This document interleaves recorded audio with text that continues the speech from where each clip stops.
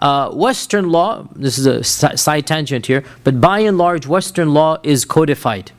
It's canonized, which means that the judge will open up the book and say, okay, you are guilty of this and this crime, and the law has mandated that you will get between 100,000 and 150,000 fine, and between 5 years and 10 and 7 years, let's say, right? You get my point here. It is mandated. And the judge has no power. If the jury has said you are guilty, the judge has no power to get rid of those punishments. You understand? He only has very minor fine-tuning between 100 150, let's say, right? Between 5 years to 7 years. Fine-tuning. But it is canonized. Everything is set in stone. You cannot go out of it. And if it goes out, you're inventing a new law, basically. Otherwise, if there's a precedent established, every pre-law school and every lawyer knows this. Once the precedent is established, 99% of judges will follow that precedent. And they will stick by it. Once it's done, it's done. Now, in the Islamic system, which is very different, the Qadhi, not Yasir Qadhi, the Qadhi. The Qadhi will look at the human factor. Islamic law, through most of its time, was not canonized. And this is a wisdom of the Sharia. Islamic law was not canonized. Why? Because people have different reasons for doing crimes.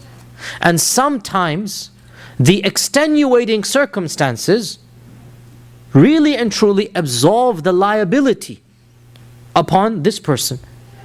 And there are so many cases, and there's actually a strong movement here in America as well to, the classic case is the 3 strikes and you're outlaw in California, right? One of the most barbaric laws in this country. 3 strikes and you're out. 3 offenses of any type and you will be given life in jail.